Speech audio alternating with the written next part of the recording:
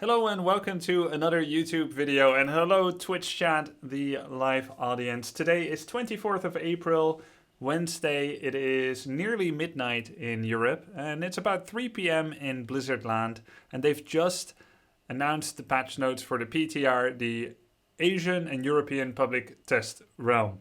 It is now available. You can log into it via your PTR client for Warcraft 3. This is a test server where you can try out the new changes. This means the changes are not live yet, but they will be at some later date. I don't know if it's going to be in April or in May. I'm assuming they're going to do some testing because I hear this is a pretty big patch. I'm Grubby, your host for these patch notes, preview reading, and I'll give you my best thoughts on all of the changes that we are going to be going through together. So without further ado, let's jump into it. The specific changes and improvements: expanded supported window modes, integrated Direct3D 11 graphics API, added 64-bit support for Windows. Sounds are now disabled when the client is not active in native full screen. See the World Editor section for more details on many additions and improvements, including beta support for Lua, which is a programming language. And join the fray over in the competitive section for balance and map pool changes. We'll be going throughout all of these. First, let's talk about what each one means. They are adding 64-bit support for Windows, but it also means they'll be removing 32-bit support sometime soon, as far as I know. Maybe that won't be the case, maybe both will be possible, but that's something I heard. Sounds are disabled when the client is not active in native full screen. The way that this is relevant for my stream specifically, I use native full screen, which is a way that you can uncap your FPS above 60 FPS and up to 200 FPS. This is something I use and I need to use in order to have Warcraft 3 feel good like it used to back in the days. At some point, it didn't feel good anymore, and they needed to do this for current modern machines and desires. This is something you add in the target window of your shortcut to allow you to uncap your FPS and unlock additional resolution modes. Previously, when I alt-tab out of the game to talk to Twitch chat or change my streaming settings or whatever, my Warcraft 3 screen freezes. As far as I understand it, effectively, the Warcraft 3 client ceases to render its frames when you're not looking at it. It recognizes that you're not currently watching Warcraft 3, ergo it can save you system resources by not rendering what is happening. Normally this is a good thing. However, for my stream, it means that all you viewers, my OBS, which is my streaming program, are still looking at the Warcraft screen. My webcam will still be moving, but Warcraft 3 freezes, and a lot of viewers experience this as freeze lags. They will think that the stream is freezing or lagging, when actually that's not true. And a lot of other viewers will say, hey, actually Grubby is alt-tabbing. It's not really freezing, but that's how it looks. This didn't used to be a problem in the old Warcraft 3, but in the new one it is because of certain changes. Some of them are good changes, but with this negative side effect. Now they're going to be disabling sounds as well when the client is not active, and that's something I could be that I'm quite unhappy about actually, because now when I alt-tab out of Warcraft 3, not only will Warcraft 3 the video freeze, but you will also hear no sounds anymore. That means if Warcraft 3 OST is playing a nice little rhythm, it will suddenly stop.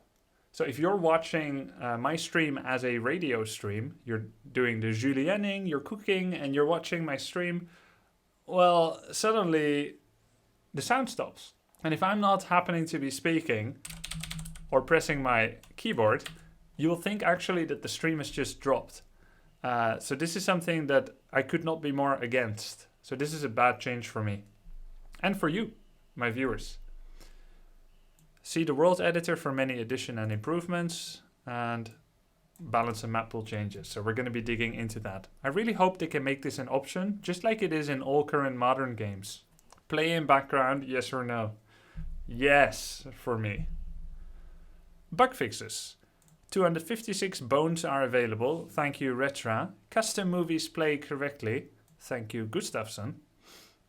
DBZ Tribute Elite no longer causes desyncs. Builders and Fighters no longer causes desyncs. English loads. HM RPG loads. NCD 6.9 Danbox loads. Maps no longer download again with each patch. Sound data no longer transferred between maps. Commands issued while a unit is affected by possession no longer trigger after control is restored. Switching window focus with open broadcast software running no longer causes freezes. And combat and death sounds are no longer played globally for observers. I'll talk about the ones that are of interest to us, or to me. This one is interesting. So it actually meant that a unit is affected by possession. You can issue commands. When control is restored is a bit ambiguous to me. Does it mean that if you are stealing my bear with your Banshee and I give the bear a command to dance a circle, will the possessed unit then dance a circle? Or does it mean you're possessing my bear, I interrupt the possession process, and the bear continues its commands that it was given before it started getting possessed? So will now it wipe my bear's commands post-possession? I think it's the second one. Switching window... less freezes is always good, but I don't think this directly pertains to the point that I was bringing up earlier. So, nice. But, okay. Combat and death sounds are no longer played globally for observers. That's a good thing. Improves the observer experience. Let's move on to the next. This PTR sadly does not support Mac. Low texture quality may result in crashes, so keep it medium or higher. The map preview window has been temporarily removed, which is this. As you can see, here there's a map preview window, or maybe they mean the map preview window when the game starts. That has been momentarily reduced. And by the way, for an experience of how it looks like when I alt up, this. Currently, I just pressed custom game, I tapped out, I'm already in a custom game section, but it freezes the screen. When I tap back, you see everything. So that's the kind of freeze that will also be happening to the sound, which again, I'm not a fan of. I hope they can change it. Command line changes. So this is actually a little wordy for people, but this is a very important section because native full screen was an important setting for everyone, and this will only be necessary for as long as Reforged is not a thing yet, because in Reforged resolution options will be part of the client, but because they are retroactively upgrading Warcraft 3's original client right now, we still need things like this. But they've renamed it to Window Mode Full Screen, which I guess is more descriptive than native full screen. You can read this at your own leisure by going back into this video and pausing it. I will leave this for what it is. Moving on. Registry Changes also reflect similar renames that they have done for the shortcut target. World Editor. Disclaimer, maps created with the PTR build will not work on live. Beta, added Lua as a supported scripting language. So this is really huge, I think, for map makers, but I've never made a Warcraft 3 map. So this is slightly less, closely related to me, but this is, as I understand, one of the bigger parts of this patch. The way that the world editor is reworked. Here's how you can use Lua for your scripting language. Maps can be saved and loaded as folders. Added support for many popular community created functions, and so on and so forth. I'll just gently scroll through this so that you can see this on the YouTube video as well. But yeah, that's about as much as I will pay attention to this. Next up, competitive updates, which means ladder, melee, one-on-one, and balance and maps update. Devourer can now once again target mountain giants that don't yet have the resistant skin upgrade. This upgrade I believe costs 100 gold, 175 lumber. It is upgraded from tier 3 and it basically makes mountain giants like heroes. Mountain giants without resistant skin always could be devoured by Kodos, but post resistant skin they couldn't. Recently a change was made with mountain giants where only 2 fit in a zeppelin instead of 4.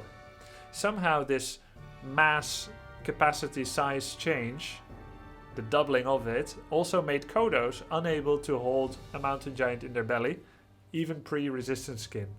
This was a pretty big nerf to having an early game counter to mountain giants.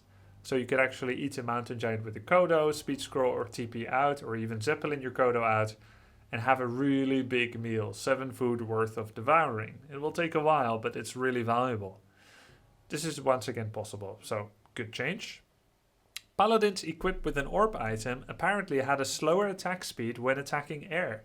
This will now no longer be the case.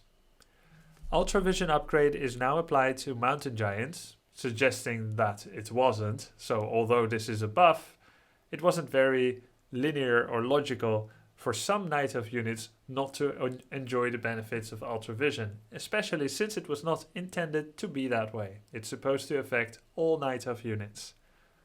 Spirits of Vengeance, which is the little summons of the Warden Ultimate avatar, and Avatar of Vengeance itself.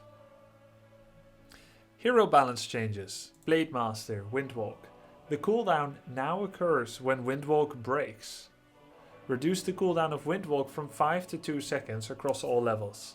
So before, a Windwalk would last 15 seconds at level 1, I believe, or 20, then 35, and then 60. The reason I don't remember exactly is because all my competitive history, it was 20, 40, 60.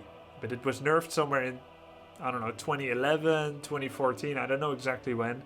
It was 20, 40, 60, which meant you go into Windwalk, you wait minimum 5 seconds for the cooldown to be completely regenerated, you ninja an item, a unit, a hero, and you hit Windwalk immediately. There's only a tiniest frame where the Blade Master is visible, and in that period, you definitely don't have enough time to Shadow Strike, Entangle, Stormbolt. Mana Burn works because it has a very short animation, but Stormbolt has a wind up, so it wouldn't work. This was quite a frustrating mechanic for opponents. It made the Blade Master strike with impunity, and probably it's something that modern gamers might call anti-fun. Although much of the game had been balanced around it, or not balanced around it if it wasn't, I support this change because the cooldown has been reduced, so you can do Windwalk hit 2 seconds for the opponent to counterplay, and then Windwalk again. The way that Orc can play around this is that they can use Windwalk into Mirror Image into Windwalk, very expensive, but it's possible. They can use an invulnerability potion during the break. Like if the Orc thinks it's worth it, they do have to adjust their risk assessment. Before there was very little risk, but even then, even if you had double Windwalk, the existence of a Dust of Appearance still required the need for a Staff of Teleport, Potion of Invul, Speed Scroll, Heal Wave, Zeppelin, TP Scroll. One of those was still necessary for something as small as a Dust of Appearance or Reveal from a Laboratory or other True Sight to reveal the Blade Master. Windwalk never was a get out of jail free card in the late game, but the movement speed increase it gave did really help to counter slows only. Slow from Dryad and Sorceress was not so threatening when you had just a frame of visibility. And so this is a nerf to Windwalk, make no mistake, but I do think it's merited, especially if it fits in the general picture of the balance. But it's going to be a really big change, and it may take some time for Orcs to adjust to this change, if this change makes it to the live servers. Critical Strike now once again benefits from all damage, not just base. This was changed because Blade was very strong. He took a double nerf, -2 agility, and Critical Strike no longer applies to damage buff items, but it still applies to agility, even when that agility is buffed from passive or active items. Although it did do the job of nerfing the Blade Master, which was necessary, it was quite a mouthful to explain how it worked, and it looks like they are actually reverting this for clarity's sake, and because they recognize that Windwalk is a nerf. Orc right now is also not the best race. Night Elf is beating Orc fairly handily, and this is a nerf to that. Orc Human you'll find many people disagree on. I think it's fairly balanced. And so now they will have more damage from items again, which means you will see more claws, circlets being kept on the Blade Master once again. Reducing critical strikes, damage sources, lowered overall burst, but had the downside of making his stats unclear. The Blade Master was also able to strike and fade away without recourse if Windwalk was activated 5 seconds prior to get attacking. These changes increase the Blade's damage but leave him vulnerable to counter-attack. Dark Ranger, Life Drain. Life Drain now applies the Dark Minion effects of the current rank of Black Arrow, requires at least 1 point of Black Arrow. Drain Life and Black Arrow did not synergize. Black Arrow's short debuff meant that Drain Life was unlikely to result in a Dark Minion. I think it's about 2 seconds grace period post Dark Arrow hit. This change benefits Drain Life by letting it gain the intended effect, but not the damage bonus of Black Arrow. This is a great change. Dark Ranger, as is Pit Lord, is one of those heroes that has a long channel but also an orb effect. Long channel and orb effect do not work well together. It makes the hero frustrating to play. There's 2 examples of this. Pit Lord, who has Rain of Fire, which is a channeling, and also an orb effect in Glaive. He needs to auto attack. So Rain of Fire and Glaive may never be picked together. That means Howl of Terror is a must pick and one of the others. And with Dark Ranger it's the same. Black Arrow is her best ability, and the only other one that can work with it is Silence. So you only ever go Silence and Black Arrow. Sometimes Silence is her best ability. The only other one that you would want to go is Black Arrow because you don't want to interrupt your life drain for a Silence necessarily. There's more synergy now in her kit. Great change. Dark Ranger does get played a lot by Undead as a third, but sees no more Dark Ranger first play. And Life Drain has been buffed, don't forget. It's only 50 mana now, and it actually has a really high DPS and therefore heal per second. Life Drain was low-key kind of imba when it doesn't get interrupted, but it was so bad because it doesn't work with Dark Minions. Now it does. So this is really cool. Let's see how it goes. We're gonna test this out. Orc balance changes. Torrents. Torrents now start with reduced Pulverize that deals 20 damage. Normally it's 60. The Pulverize upgrade will then upgrade it to 60, and it's called Upgrade Pulverize. It also becomes 25 lumber cheaper, 225 instead of 250. So Tauren, like the Mountain Giant, barely ever sees play without its unit specific upgrade. Mountain Giant is pretty okay at tier 2, but it's nearly impossible to heal them because you don't have Wellspring and they take way more damage without the hardened skin. Mountain Giant then gets 2 upgrades that makes them kind of OP. Torrents, they go from almost utterly useless and barely better than a Grunt, without Pulverize, to actually pretty good, but still easily countered. So Torrents actually see no play. Even post Pulverize, they never see play at pro play, and even at the medium level, they have plenty of counters, and there's plenty of scouting info you can get to stop them early enough. So for Torrents to be OP, I think it would take a lot more than this, but this is a really good change. Very healthy, utterly useless. Nice one, HasQT. This is a really good change because now it becomes a legitimate choice if you want one Tauren with a mini Pulverize and don't invest further. No second Tauren, you don't need minimum 3, you don't need minimum Pulverize before making any. One Tauren with a mini Pulverize. It's pretty damn cool. And the cheaper is a welcome change as well because it is really expensive and we pretty much never get there unless just for the heck of it. They mirror roughly what I said, and they also say that it is similar now in its upgrade to the Knight's upgrade or the Aboms, Disease Cloud, Animal Ward Training. Spiked Barricades had 3 levels, giving flat damage on every level. I don't know, it was like 7, 14, 21 or whatever, not sure. Level 1 spikes was occasionally picked against the human tier 1 tower rush for footmen, militia and peasants, but really only in those situations, tier 1 tower rush. For the rest, outside of team play or FFA, this never saw play. Undeads don't play ghouls against orc. Human only stick with footmen for a while, then end up replacing them. And tier 3 melee doesn't feel spikes at all. So although it looks badass and has 3 upgrades, and it was made cheaper, spikes were a non-factor in Warcraft 3 during its almost entire lifespan, especially at pro play. I think they did get buffed, Remo or Neo. Now there will only be 2 upgrades, tier 1 and tier 2. 5 base damage, which would keep them relevant to ghouls, footmen, and to a very small degree grunts, or even low level heroes, or low HP heroes. And 20% of the attacker's damage as well. A ghoul does 12 to 14, 20% will be about 3 damage. Yeah? So 8 damage on a ghoul, which is not insignificant. They only have 320 life. That makes spikes pretty good against ghouls. Whereas an abomination, well, let's say a knight, I think does average about 37 damage maybe. Returning 20% is about 7.5 damage extra, plus 5 is 12. They have a health pool of like 900. Not insignificant. Again, 1% of their HP per hit or something. 1.4% of their HP per hit. Not bad. It's still better on a ghoul, but it does something on a knight.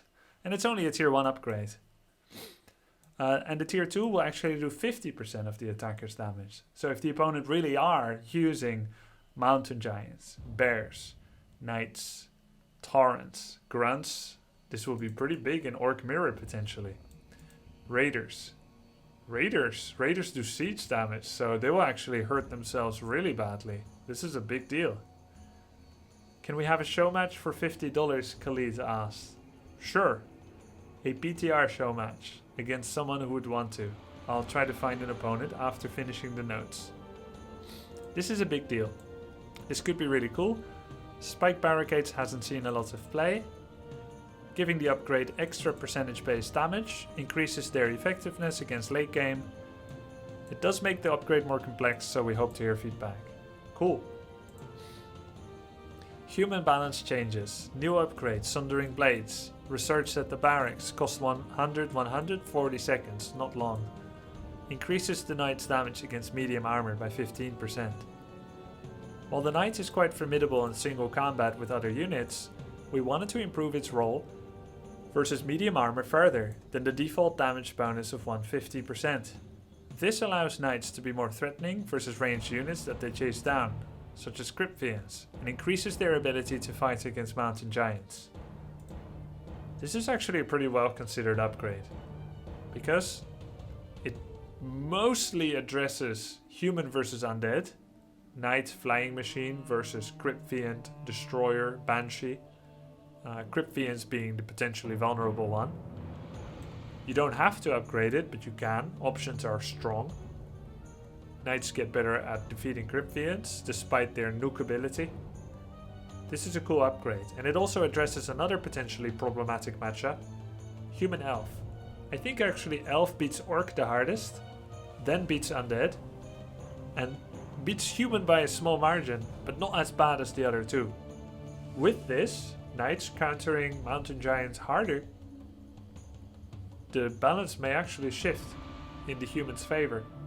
Or it may balance out. This is a pretty big deal. It also means a new ability icon, like Legic6 said, which means an icon that we've never had before in Warcraft 3 potentially. Luckily they have a big resource of icons in World of Warcraft. Animal War Training. Knight base hit points increased by 50, the Griffin as well, and the Dragon Eye Hawk also. Animal War Training now provides only 100 instead of 150, so they just took 50 from the upgrade and added it to the base, similar to Pulverize, making it more of a optional upgrade and not you must have this. You almost never go Knights without War Training, nor Griffins. Hawks are the only one that sometimes do. They also made it cheaper, but overall this is a pretty significant buff. Hawks at tier 2 will no longer die to Bat Riders, as far as I know. They will have a bit of HP, which is a really big shift to Wyvern Bat Rider based strategies. Khalid, thank you for the 50. I have the notifications paused during the patch note preview. So this is a pretty big buff to human and their flexibility. This change is intended to help human players transition to their tier 3 units. Increasing base hit points should help reduce the reliance on animal war training, and reducing the lumber cost should help overall transition to these units.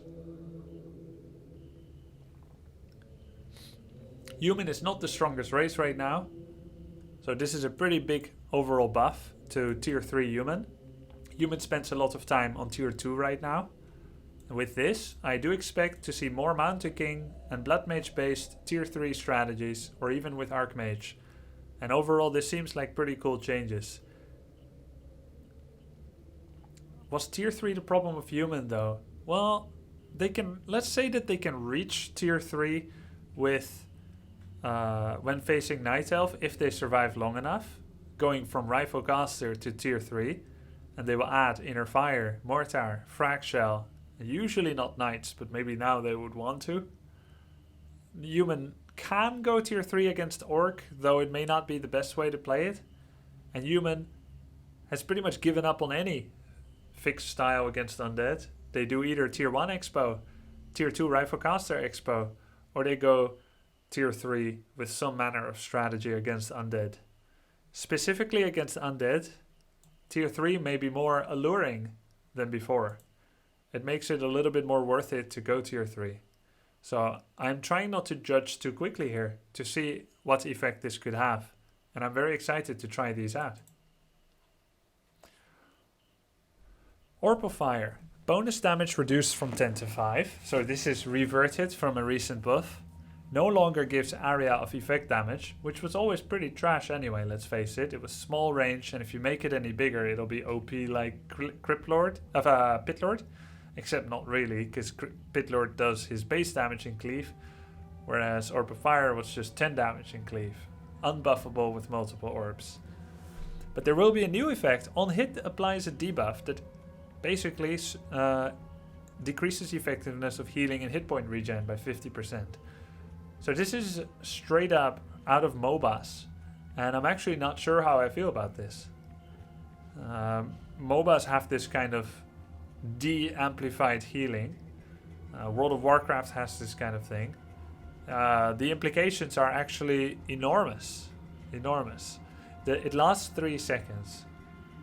Heal Potion, Death Coil, Unholy Aura, Heal Scroll, Holy Light, Obsidian Statue Healing, Blight Regeneration, Natural Regeneration, other kinds of healing, Healing Fountain, Focus Fire.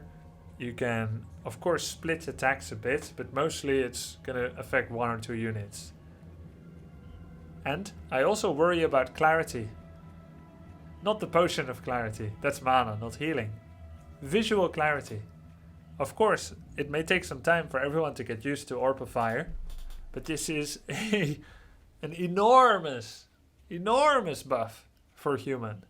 Imagine Archmage, Riflecaster, Mountain King. You go tier 3, your Stormbolt focus the Lich, Coil comes in, hits for only 100, hits for only 150.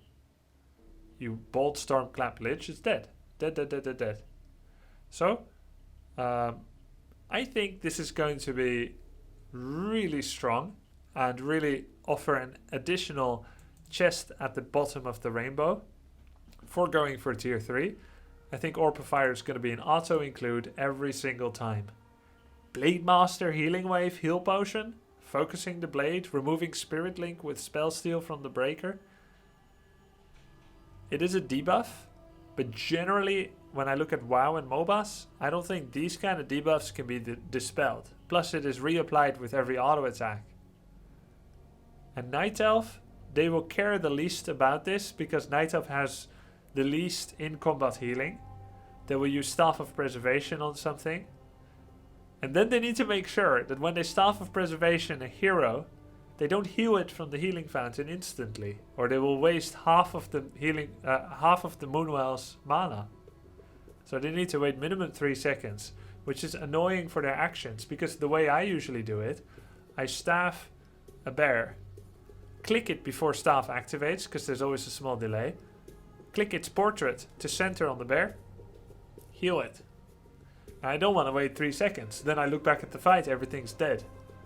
So this is very irritating. It's very strong against Shadow and Death Knight. And it also affects, if Night Elf would ever want to go back to Rejuvenation and Bear usage, it affects that as well. Sniping one hit on a demon who's about to get Rejuvenate. Rejuvenation takes, I don't know, 10 seconds. It's a 3-second debuff. Rejuvenate heals 400.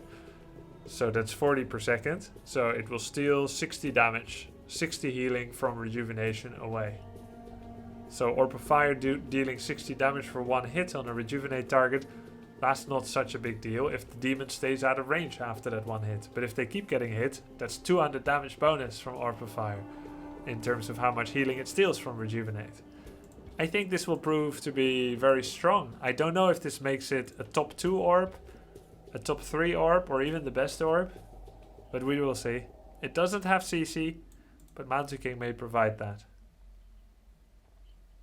This is quite a large departure from previous Orb of Fire changes, so changes to this item are still likely. Moving on. Night Elf balance changes. Glaive Thrower. So a little bit of a how is Glaive Thrower working right now? When it gets Vorpal Blade upgrade, it's supposed to give a vertical cleave effect. That's it. But the way that it actually has worked since the beginning of time is that it becomes a homing missile. No matter how fast the unit is moving, whether the unit disjoints himself or not, goes through a warp gate across the map or not, TPs or not, as soon as the Vorpal Blade is flying with its upgrade, it will hit with near 100% damage. And Siege is balanced around being dodgeable. Every Siege is dodgeable, except the Raider of course, but every Siege weaponry. Trebuchets, catapults, as long as you're not there when the rock falls, it don't hurt. Glaive Thrower was different because it became a homing missile, but we barely had any news about that. I'm sure some smart people knew, because Glaive Thrower's damage was so low we never saw them. But then they gave that 47% damage buff to the Glaive for whatever reason, I still don't know.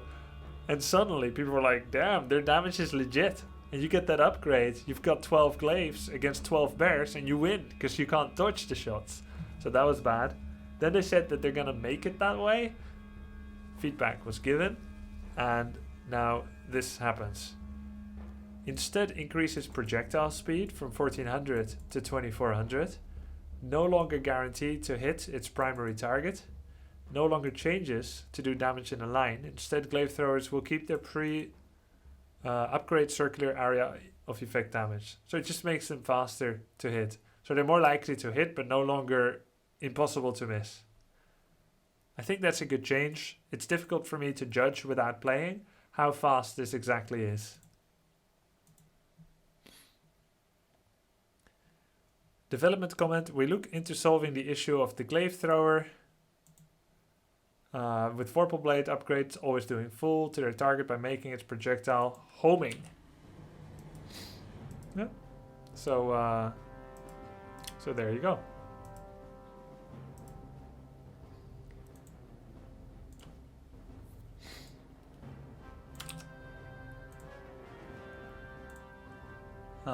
Okay.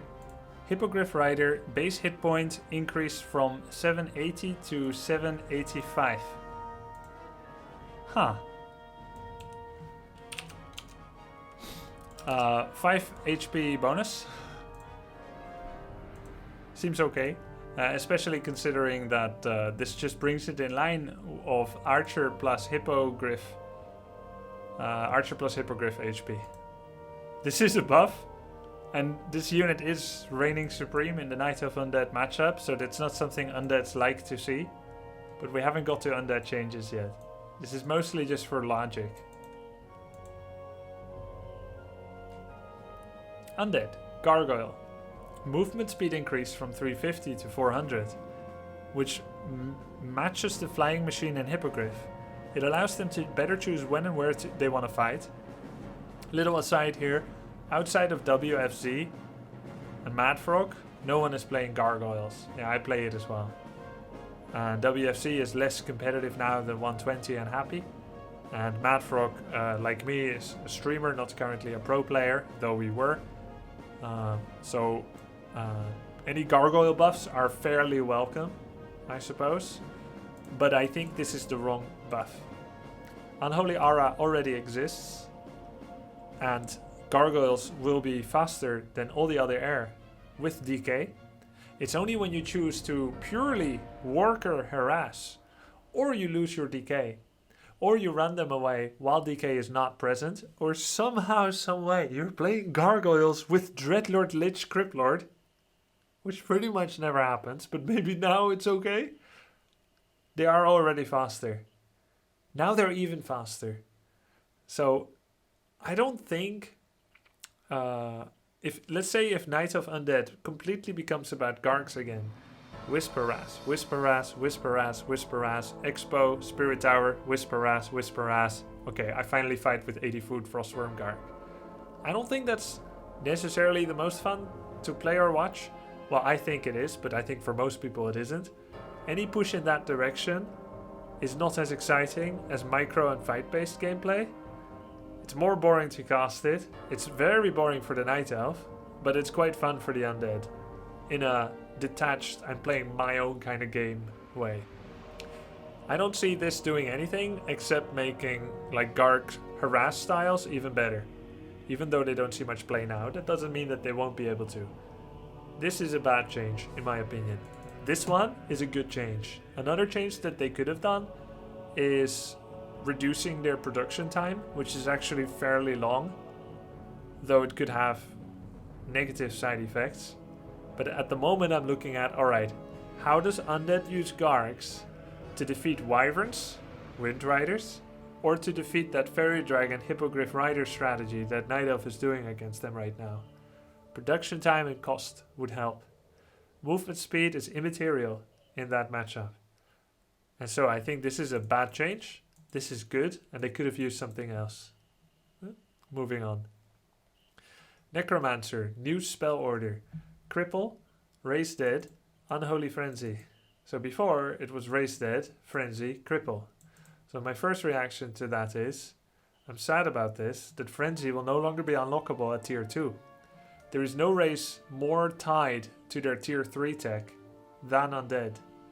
No pro will ever play on tier 1 or tier 2.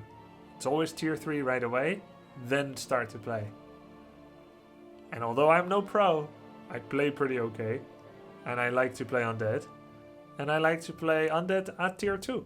And I like to cast Unholy Frenzy on my big, fat Pitlord at tier 2 with Glaive. And it's the one strat that actually feels really competitive against anyone on the European ladder if I play it with Frenzy and Pitlord second. This will no longer be possible. The coolest upgrade is now at tier 3. So I don't like this order. I believe the correct order is Cripple, Frenzy, Raise Dead. If you look at the developer comment, currently Necromancers must be produced in large numbers right away in order to summon many skeletons, as their single target spells are locked behind the Necromancer training upgrades. This commitment to Necromancers can be problematic, as the opponent has a large window to scout and prepare. I agree with this. If you want to mass Necromancers with Skellies, you can never make 3 just for Skellies. You need many, with meat wagons and statues, and then you're playing Necromancer mass Skellies. You can make tier 2 Necromancers for Frenzy, and sometimes summon the dead. but mostly you'll get tier 2 necromancers for Frenzy. Tier 3 necromancers are very unnecessary. Cripple comes so late that it affects only your meme games, and then okay, Cripple comes out. It's actually kind of cool and helpful. So Cripple feels weird as a third. It's very expensive but easy to dispel.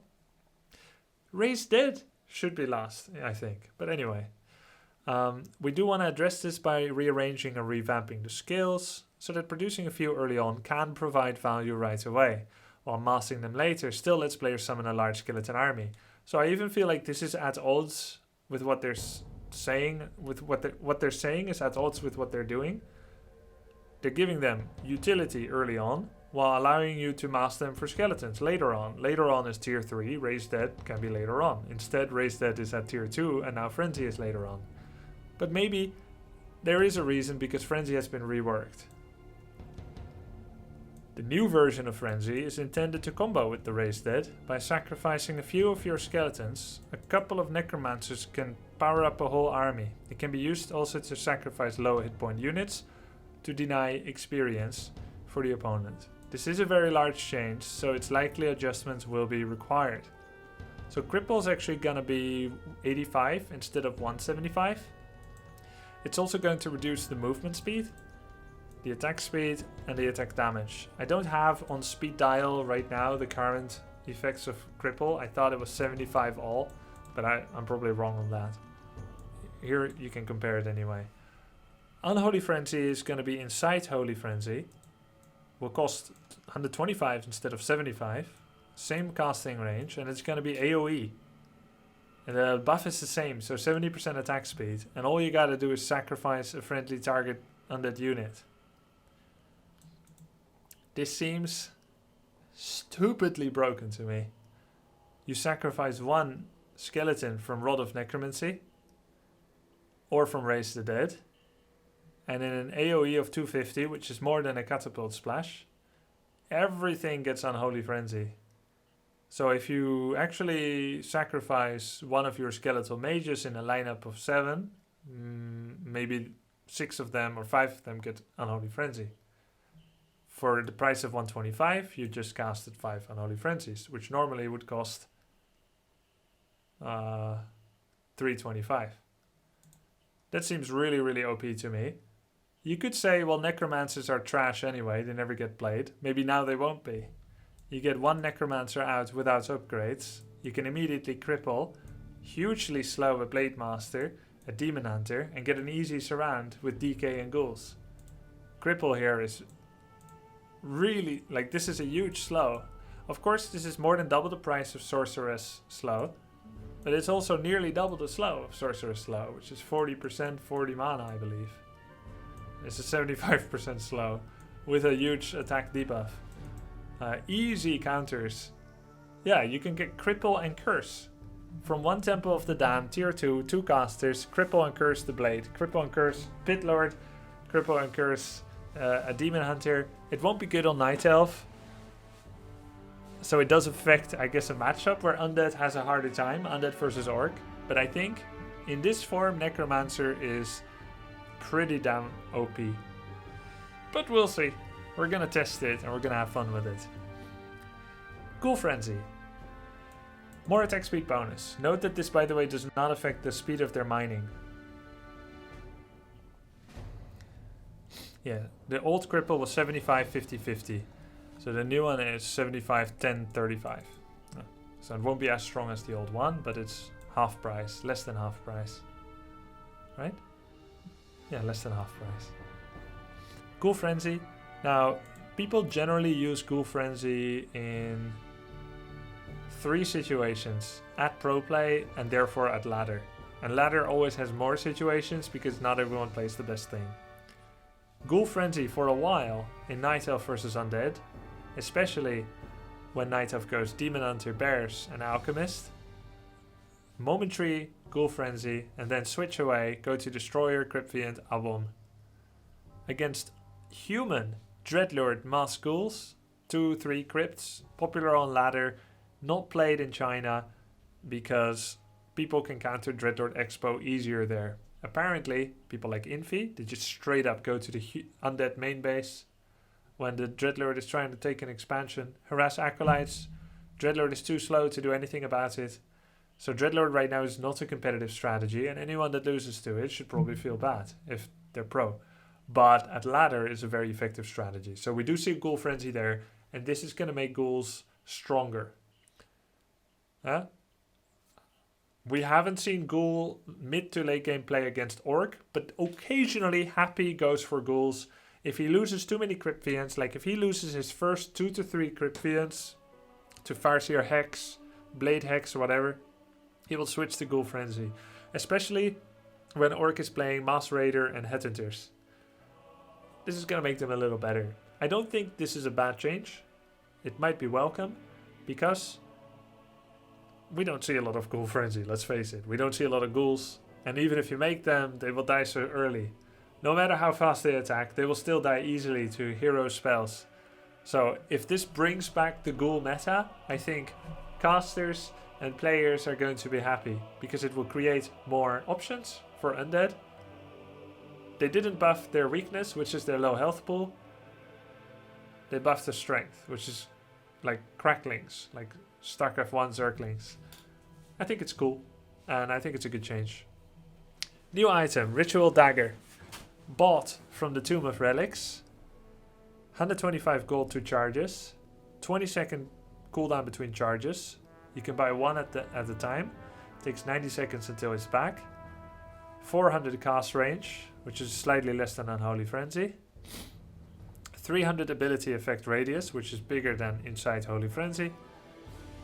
Available at tier 1, sacrifices any friendly unit, summoned or otherwise. Can be a dark minion from Sylvanas, Raise the Dead, or a real unit, or Rod of Necromancy, to heal 100 hit points to all friendly non-mechanical units around it, which includes heroes, fellow ghouls, Crypt Fiends. To me, this looks stupidly strong. Undead already has many forms of healing. The only race that can buy heal scroll from the shop: Unholy Aura, Blight, Obsidian Statue, Death Coil, and Death Pact. That's 6 types of healing. Nonetheless, sometimes Undead still needs more, right?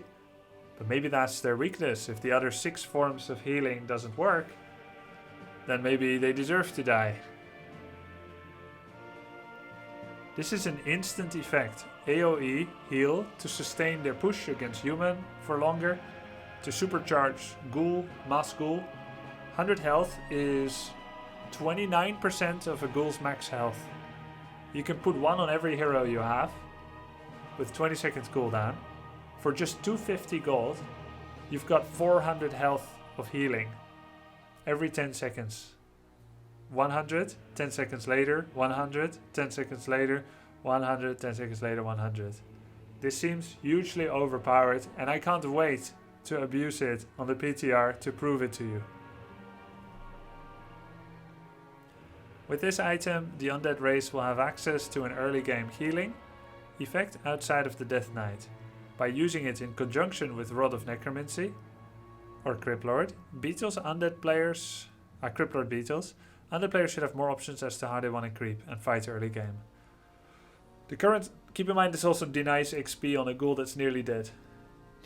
The current stats of Ritual Dagger are likely on the strong side, which is to help promote testing. Adding a new item like this is a large change, so we will be watching closely for feedback. I will provide this feedback. Maybe this Friday, if the PTR servers are stable, I'll be playing PTR all day, with every race, to try out all the changes, instead of a usual request day. There's one problem I have with this, besides how strong it is. I'm happy that they will be willing to consider changes if it's too strong. The problem I have is this. You know that's not gonna happen. They will still go Death Knight, and also this. The Gargoyle is faster, but they're not gonna skip Death Knight because now they can make fast Gargs. They will also go Death Knight, and then if you wanted to make human less reliant on priest, you could increase priest regeneration of mana. On Archmage. Less reliance on Archmage.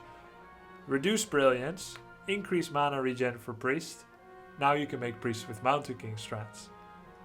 If you want Undead to use this instead of Death Knight, reduce Unholy Aura, give Ritual Dagger. But if you leave DK the same, they will go DK with this. Of course, it is possible that maybe you will want to go Dreadlord with this. And I do agree, I will definitely play this with Dreadlord as well. I will do Dreadlord Expand on ladder, not WCG, but ladder. And you know, maybe some pro Undead will find a way to play Dreadlord with this, because this was the big weakness of Dreadlord. They couldn't heal properly, despite the buffed Cannibalize, the buffed Vampiric. And now with this, they can. Instead of coiling a unit, you sacrifice it. But I think it will only be off the back of a very broken item that will make Undead very strong, and not because you no longer need the DK.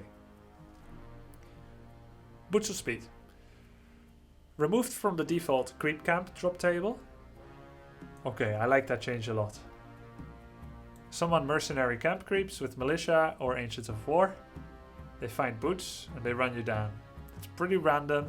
You could say that every item drop is random, and this is true. Do you find Endurance Aura, you're also suddenly faster.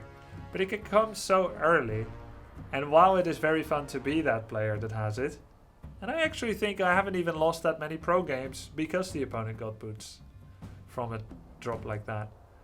But I still think it's an okay change. It is pretty...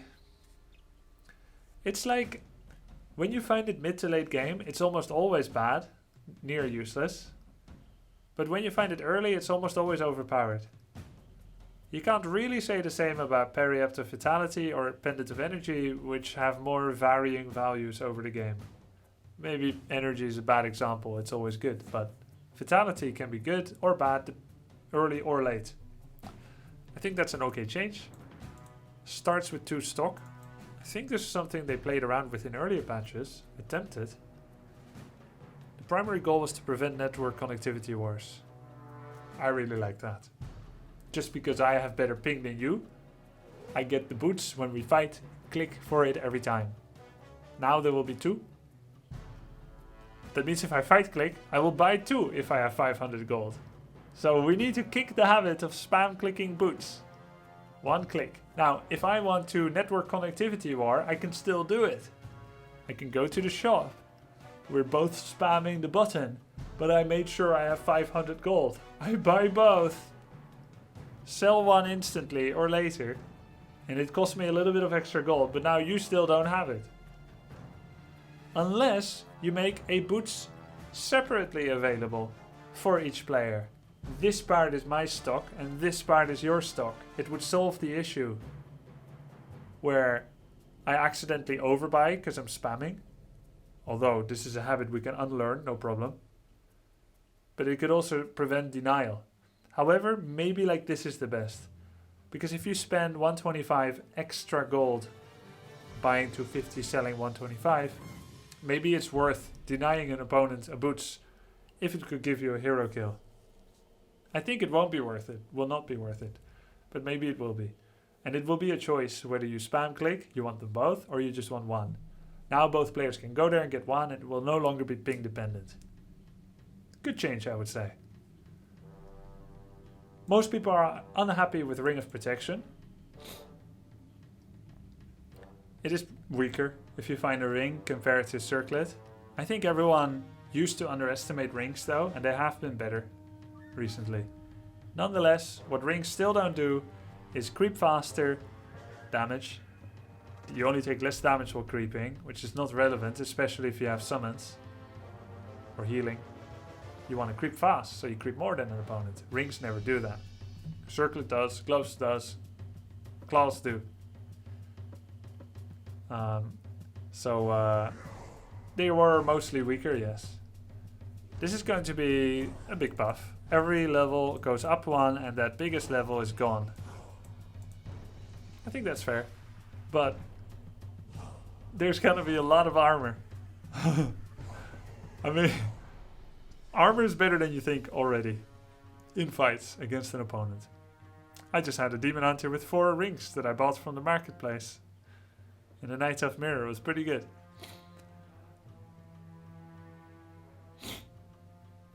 Heroes carrying Cloak of Shadows can now also Shadow Melt during the day. Currently, Cloak of Shadows has low desirability among many players. It's also one of the few items that deactivates for portions of the game without player input. Making it usable during the day should give it more flexibility. This is a 50 gold sell item that we often sell because we don't have inventory space for it, and it is indeed, like they said, too unreliable to use. That's damn strong though. Maybe too strong. It's crazy, but let's see. This one, I would say, let's see how it goes. It doesn't drop on every map. I'm sure we're gonna get a lot of data to test. If this ever makes it to life, it's gonna change the value of this item hugely. I mean, this is like a quadruple buff. It's not just twice as good, it's really good. Tome of Experience will no longer drop. Experience comes only from the blood of your enemies. We believe one of the core fun parts of Warcraft 3 Melee is the tension between players in how they level up their heroes. Tome of Experience changes this by giving the player who finds it a big bump in power, but in a way that an opponent cannot prepare for or predict. Since this tome already has reduced effectiveness in late game, I'm not sure that's true. I mean, yeah, you're killing more units, but pushing you closer to level 5 or 6 is actually pretty good. But sure enough, going from 5.0 to 5.1 is not as good as suddenly being level 3. There was concern if we simply reduced its experience amount, it would feel uninteresting late game, it would still have an issue early, so we're just going to remove it. I think that's fair. Custom map makers and tourneys already removed it from some maps. Blizzard then didn't really like gel with that right away, but now finally like this, I think it's good. I think it's a good change. Now, truly, when you see someone's experience, they earned it from creeps and units, which means you can more accurately predict their past creep route. Well, it wouldn't be a prediction. You can reconstruct where they crept, what they did better, without that wild card of a Tome of Experience.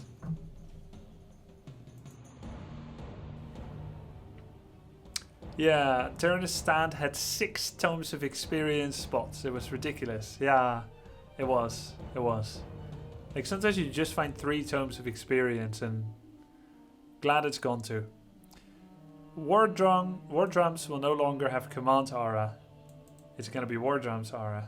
Don't know if I said that correctly, but anyway, Kodo gave 10%, upgraded Kodo gave 20% damage increase, and the Aura that dropped Command Aura with this name gave a different type of 10%. So it was 10% for any race, also for Orc, but Orc could then have 30% bonus total, which is quite a lot.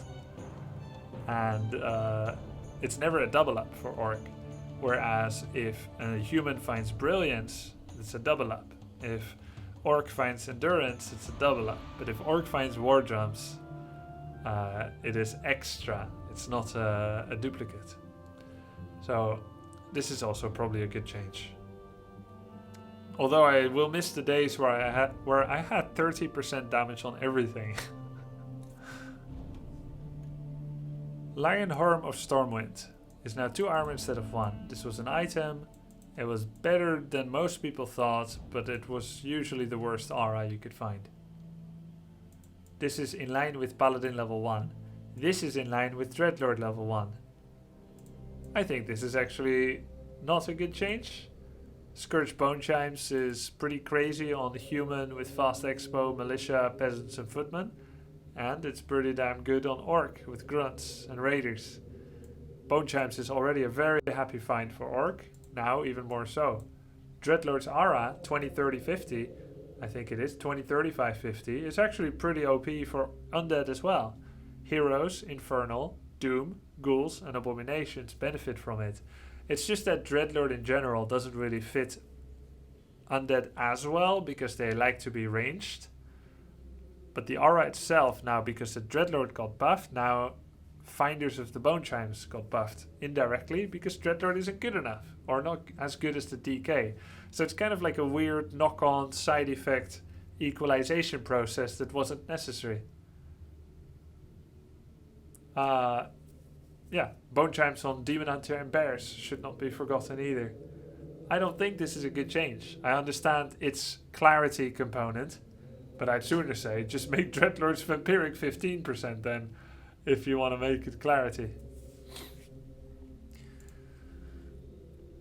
Period of Vitality, cheaper. It's a good change, I think. It will sell for less, that's a pity. I often sell it. You can buy it more often. Small change. Crystal Ball.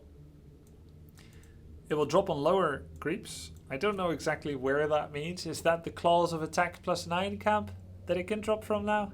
No, it's a consumable, right? No, it's a permanent. So it's the Claws of Attack +9 camp, I think. So it's Claws of Attack +9, Ring of Protection 3, now 4. So it's Ring +4, Claws of Attack +9. Quathalas or not? No. Wait, what else? Talisman of Evasion, Period of Vitality, Pendant of Energy. The old Boots of Speed now no longer Boots of Speed. And Crystal Ball.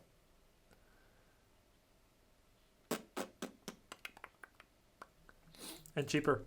Yeah, I think I'll keep it for that. Selling only for 150 instead of 250. And coming at a clause +9, which is often expo spots. I think I'm going to keep it then. So we'll see a lot more legitimate Crystal Ball usage and keeping. Sentry Wards.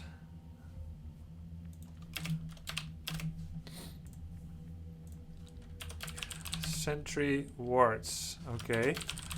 So Sentry Wards right now is a very, very, very strong item.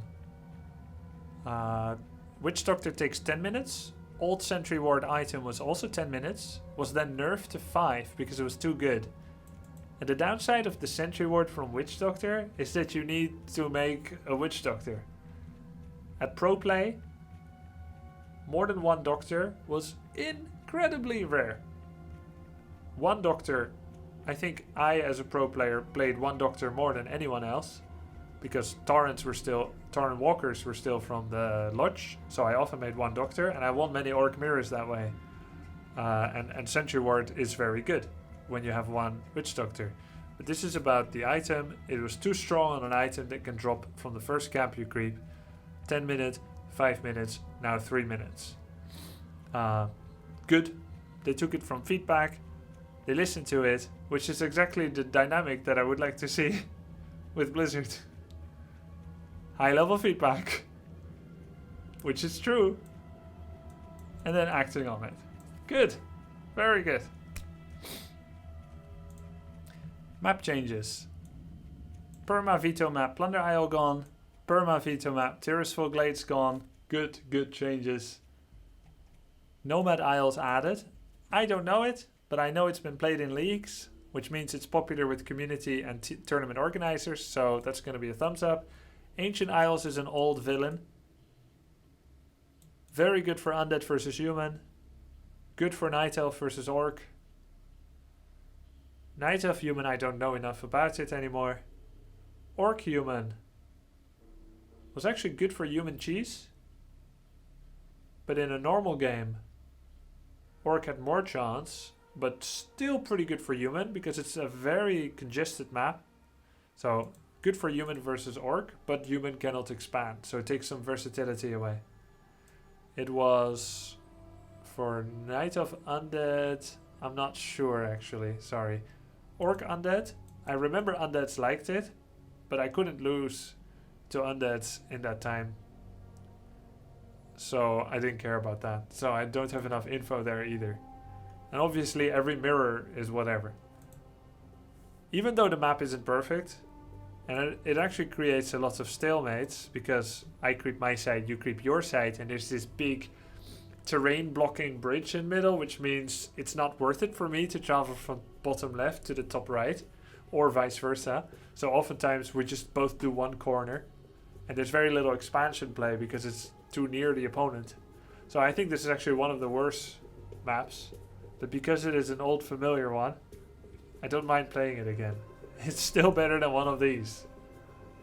Good change, but not as good as this, I guess. I don't even know this map, and I know Nomad Isles is better than Ancient Isles.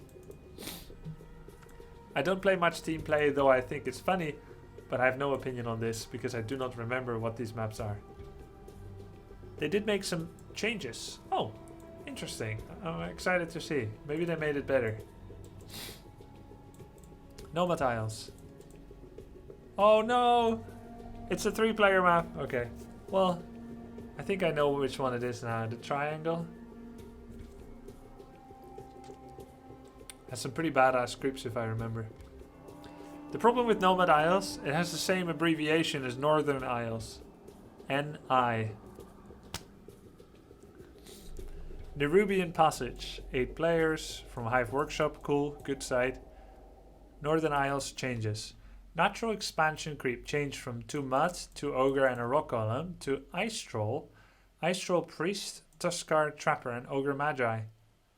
Item drop no longer includes a level 2 power up, which was a manual of health. No, yeah. Wait, was it +2? Goblin Laboratory creep camp changed from 2 null wardens to overseer. This was a weird camp. To Tuskar and Polar Furbolg. Oh, they're making it more icy. Magnetar Reaver, by the way. Red Creek camp is no longer Blue Drake 4 Ice Troll to Magnetar Reaver. I think that's level 8. Ogre Magi, Polar Furbolg Shaman, Ogre Warrior. Man, all these polar creeps are so bad for Orc because Orc is so melee. I don't know what kind of magic these guys have.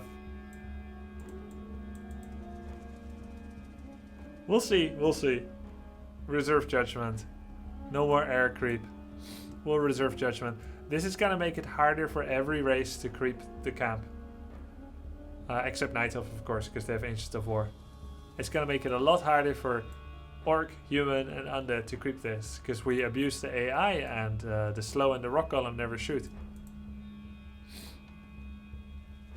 At least because they're asleep at night, it means you're not always aggroing this camp at night when you walk past it. Because the proximity is too near. Some other creep changes. We're just going to do like a complete purview of the area. Fixed gaps and tree lines. That's good because there were like cheated wisp locations everywhere where you couldn't hit it with ghouls and grunts and blade. Remove random frogs. Good. Added a frog critter at the orange. I hope they remove many creeps. There's way too many critters. It's like map makers, they're like, okay, the map is done. Now what's the right amount of critters on this map? Most maps have 3 per quadrant of the map. 12 per quadrant. That will complete my map. Let's send it to the community and see if I can get some feedback. Alright, it's done. 48 critters. Did they move the expansion back? Did they say it?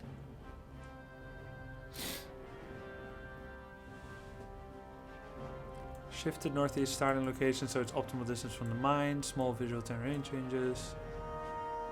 I hope they removed critters. Changed some terrain on islands in the northwest, southeast to be unbuildable. Removed rock archway doodads near starting locations too. Alright, I like those archways, but it's true that when you have a visual blocker, it's not really good for play. Plunder Isle, they changed it, even though they removed it from the pool. Hello? Removed. It's removed from the one-on-one ladder, but maybe they'll be adding Plunder Isles to the FFA ladder in the future. Adjusted the position of each starting location and added trees near each to make them more equal. Well, that's still a good thing, in case it ever is brought back. Swamp Temple is now a 2-player map. Compressed the map at the outer edges. Reduced playable area size. Moved Mercamps further in. Marketplace is now Goblin Merchant. Skeletal Orcs change. Mercamp, blah blah blah. Arkura Tidecaller, nice name. Green Murloc Camp, blah blah. Enforcer, remove Null Brute. Item drop. Northern Goblin Merchant.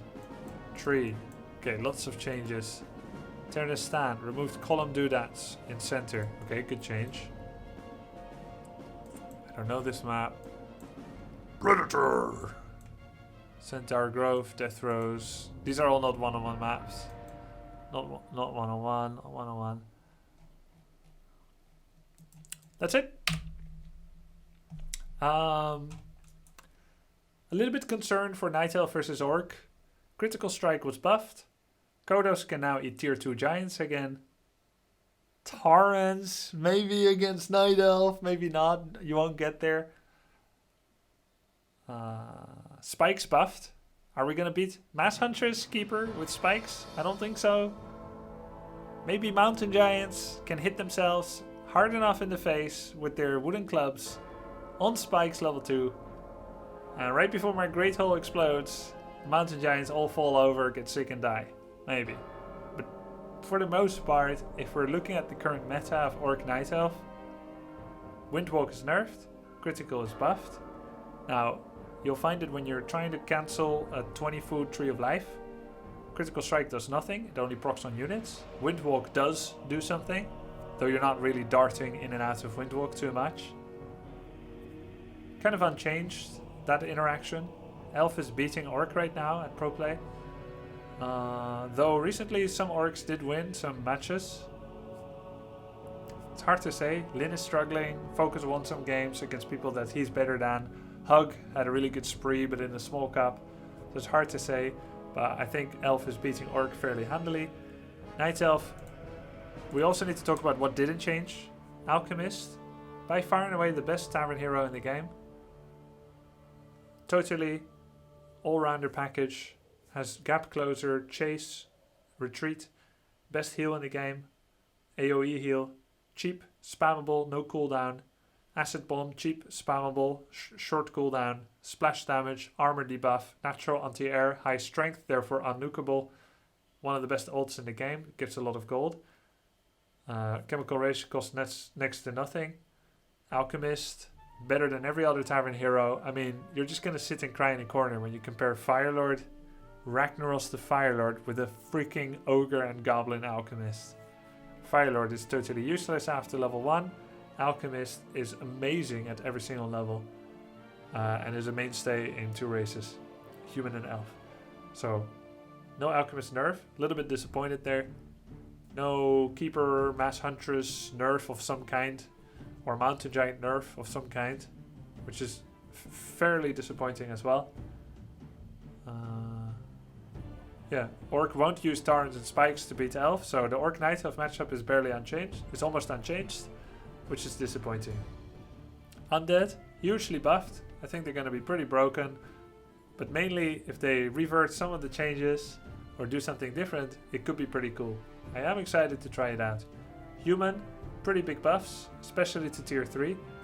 Orb of Fire is bonkers. I think human tier 3 will be very strong. Night Elf mostly unchanged, so they'll do what they have been doing. And then there were some map changes. Yeah, Alchemist is way too versatile. He has more damage than Panda, who is almost only about damage. And then he also has heal and speed and a better ult. Debatable, Panda ult is pretty crazy. Okay, that was it. The patch notes preview.